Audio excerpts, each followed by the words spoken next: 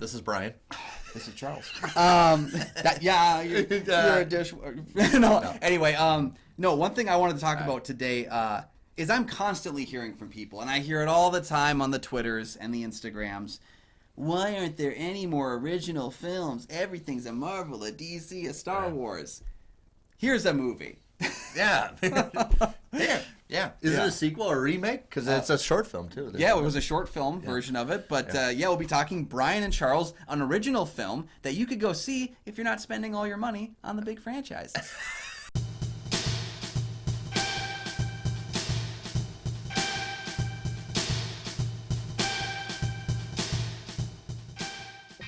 Welcome back to the show. I'm one of your hosts, Kyle Goethe from GoatFilmReviews.com. Are you sure you're not Brian? Hi, I'm Charles. No, thanks. I'm Nick. Thanks for finding us. Thanks for watching. And for our loyal fans, thank you for continuing to support the show. You can follow the show on Twitter and on Instagram. Yes, we do have a Patreon. Check that out for some great deals to tell us what movie should we do in the future. Both Kyle and I are members of the Minnesota Film Critics Alliance, and we're going to talk about a movie now that people consider one of the best comedies of the year. Yeah. It's Brian and Charles. So this is a documentary about oddball inventor Brian, who, in his loneliness and depression, seeks to make a new friend. So he literally makes a new friend out of spare parts in his garage, a robot named Charles. Little does he know, though, making a friend is easy. Keeping hold of him is quite another problem. Okay, so this is a movie, kind of the brainchild of David Earl. If you didn't know David Earl, he's been doing this character for quite some time. He's been doing it in Derek, the TV show Derek with Ricky Gervais, as well as Afterlife. Afterlife, I believe. Yeah. Brian, his character Brian, is somebody that says he's very awkward, very inappropriate, very loud, but somehow you feel sorry for him at the same time. Yeah. You feel like there's some soft side to him. He can be bullied, but then he can say something inappropriate about anatomy of yourself that it's like, where did that come from? So he's done this very well, and so a lot of people from Britain are already, and well, me, if you've seen those shows, already know who Brian is. And to the point that everybody kind of doesn't want to stay away to Brian. And that's another reason that he invents this character, Charles. He's quite the lovable loser. Yes.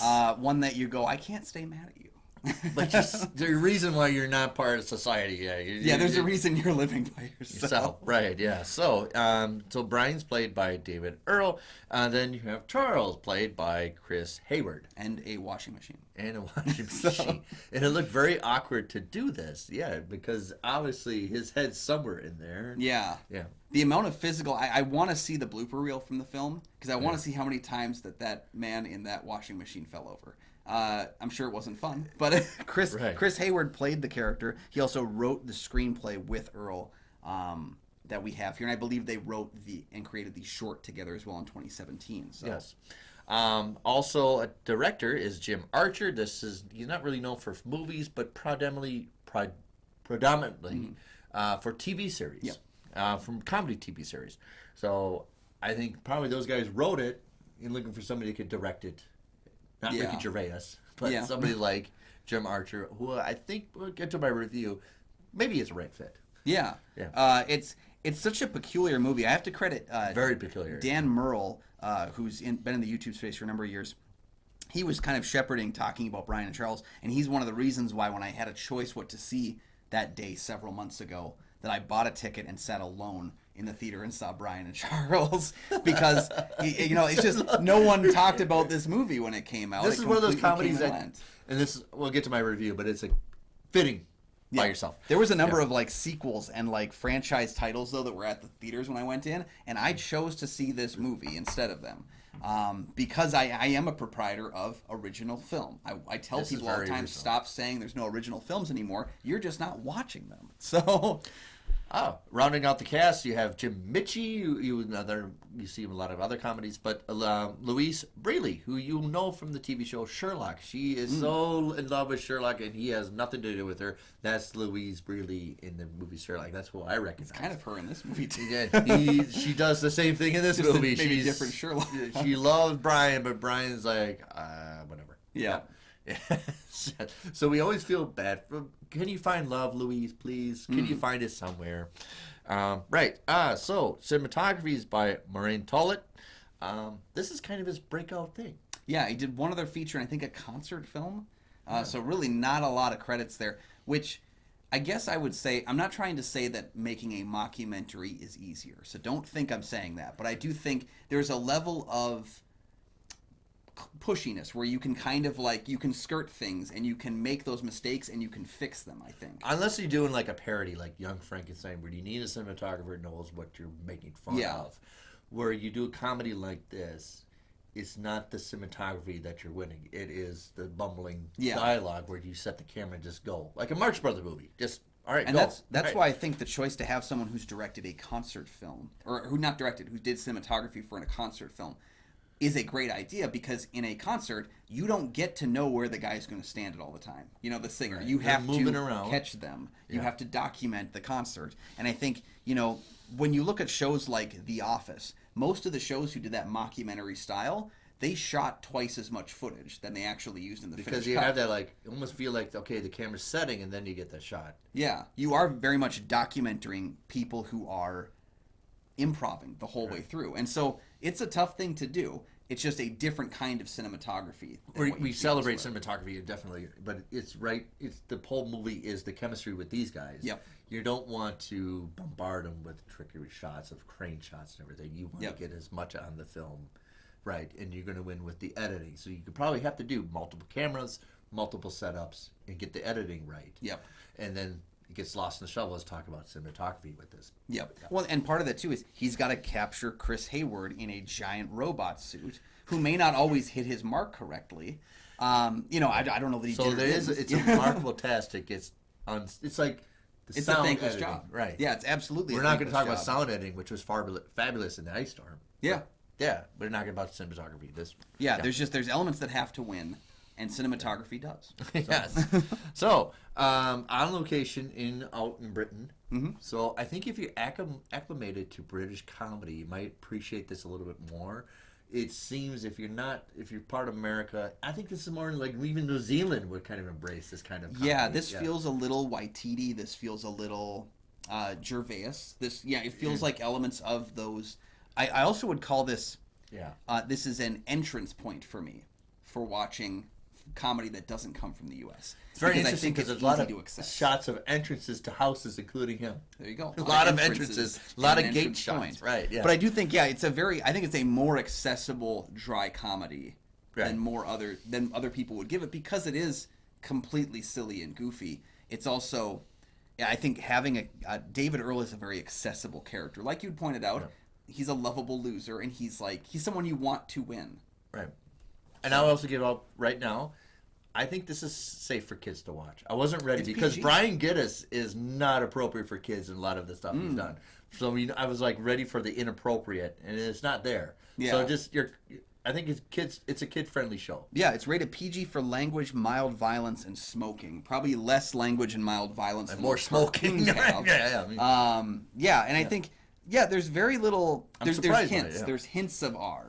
But it's kind of like how SpongeBob has hints of R, or Shrek movies had hints of R, but they were still like completely accessible. And then you get older and you rewatch those films and you're like, oh, I get you. I get you. You walk out of the same room together. Yeah. So it's very surprising that this is accessible to kids too. Yeah. I was relieved to be inappropriate.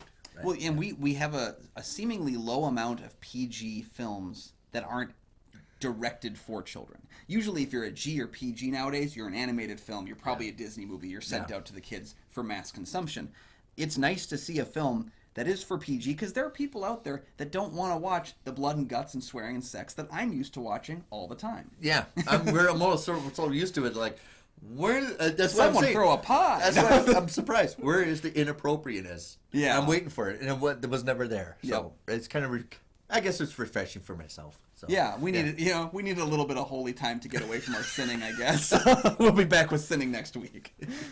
So, very short cast. You got the Izzard girls. There's twin girls. Oh, okay, yeah. I really don't know much about them. If you know more about them, please let me know. But there's twins, I think. Are they related to Eddie Izzard? Or maybe, I don't know. But they're very bad people in this movie. Oh, man, yeah. So, and I think, very in recent episodes, we've talked a lot of episodes recently about what I would call that, anxiety used for comedy, anxiety used for tension. There's been so many movies we've watched recently for this show that have been just pure anxiety, and they are part of that machine. They are part of the reason why I like get jazzed up when I have to watch. And then he's got this very Goonies gadget that saves the day. Yeah. Oh yeah. And that's another thing too. Being able to capture that cinematography wise, because you probably can't do those kinds of things on a low budget. Take two. Once. You can't do that. Take two. Right. Yeah. So the timing on things like the cabbage gun and all that stuff. There's so many great moments. I think the film has a very interesting ending because it goes to places you don't think it's going to go to. I'm surprised by the ending. I thought it was going to go one way, and I thought we were going to do something a little more tragic, but it had an ending that I was completely surprised about. Yeah, and maybe that's because we're not used to PG movies. So like we're like thinking to ourselves like someone's gonna get murdered, right? Like right. I thought it was gonna be like he meets a dryer, and then, then he hears them banging together in the middle of the night with the clothes in the I thought that exactly. If I wrote this script, that's exactly what happened. Call us Jim Archer. We're ready for sequel talks. So perfect timing. Of course, now perfect timing to talk about our review of Brian and Charles. The rinse cycle.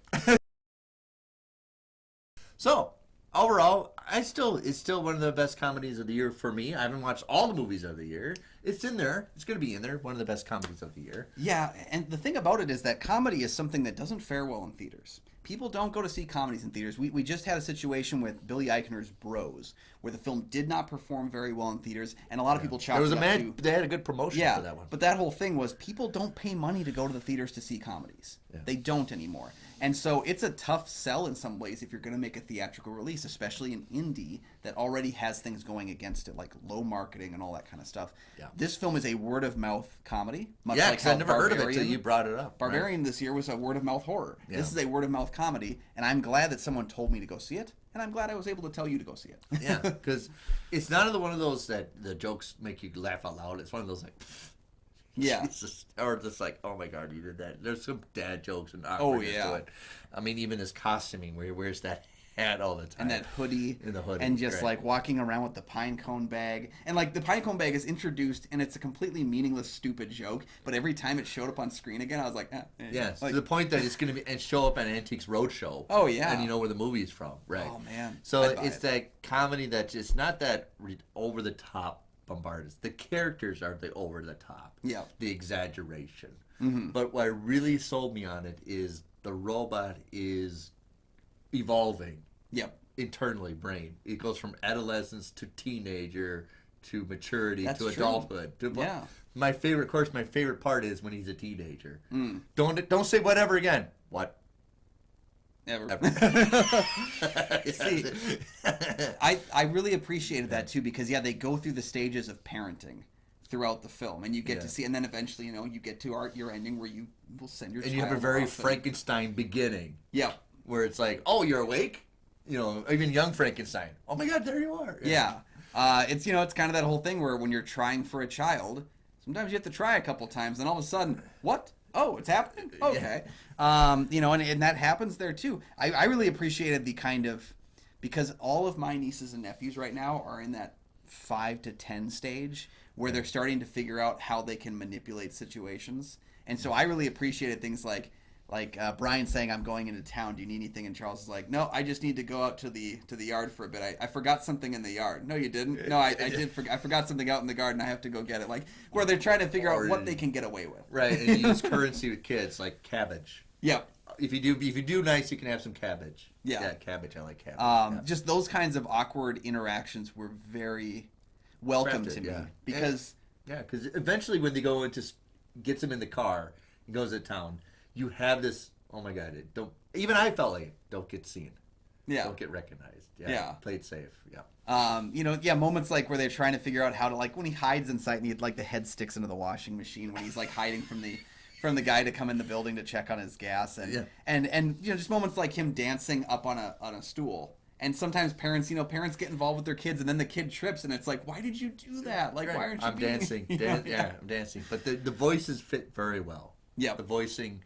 Where do you want to be called? Call this and this and this. And the constantly building relationship between the two means that when the film starts, they are in a completely different place from where it ends, and every act seems like it evolves them a little bit more. It reminded me so much, in a very weird way, of Rocket and Groot from the MCU movies because Groot's constantly going through those changes in every movie, and Rocket's just trying to keep up. And I perceive this as a little bit of more of a comedic storyline of Frankenstein. Yep. You know, a guy makes his monster, then doesn't know how to handle it. Oh yeah, and then the monster's like, I want to be part of the world. I want to enjoy the world. Like, no, you're going to be bummed. Then eventually, fine, whatever. You know, we usually find that these stories get more extreme over time, but this is a case where we have Mary Shelley writing Frankenstein and then it becoming a PG film with an animated washing machine. So like this has digressed, if you will. It's almost like they learned from the Frankenstein, but let's make it awkward and very kooky. Yeah, and I love that there's the choices with the design. Just like we gave,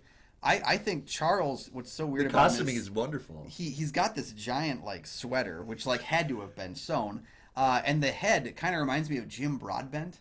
Yes, exactly. You know, I kept thinking like, is that Jim Broadbent in the suit or something? Because it just like reminds me of him, and having like the one blue eye and the normal eye. Turn off your eye. I'm trying to go to sleep. Yeah, and he's like, you got that evil behind your blue eye. Like, yeah. So it's some of those things that you don't think those lines are going to stick, but then they stick with you. Yep. And it's a movie that I found I enjoy telling people about it. I do too.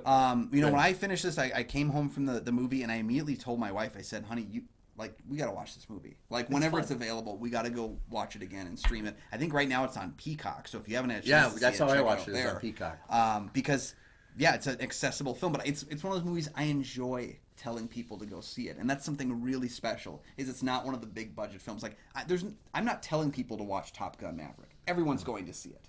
This is a movie that I get to share with people. Exactly, and he felt like Brian felt like the dad from Gremlins. Yeah. All the adventures. Oh, Who gives a crap? All these adventures, like, nobody. You gotta love that egg belt. Egg belt. Just 3 eggs on a belt.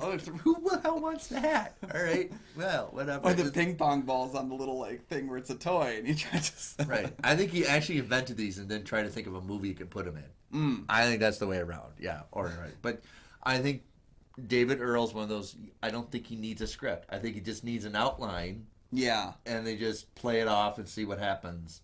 Yeah, I wonder what the script looked like, because that does happen where you have like you'll get screenplay credits for the 2 most improv actors in the film. I gotta wonder, was this just the short film screenplay and they just kept riffing, or like did they expand it to like 30 pages? Like, what did they have? Next time we can end the short film, let's do this and finally get the collateral to which is an extremely difficult thing to do, because you're basically crafting, like, you are making a documentary at that point. It's just one where you kind of like you're following the actors instead. And I would like to see the documentary of making this movie. Yeah, but in this time period, in the last 20 years, we've had an influx of the, like, I think they call it Linorama films, which is like the Seth Rogen, Judd Apatow things, where like they know the general idea, but most often than not, the dialogue is actually completely different from the screenplay in the finished film. Yeah. You also have Curb Your Enthusiasm that Larry David created.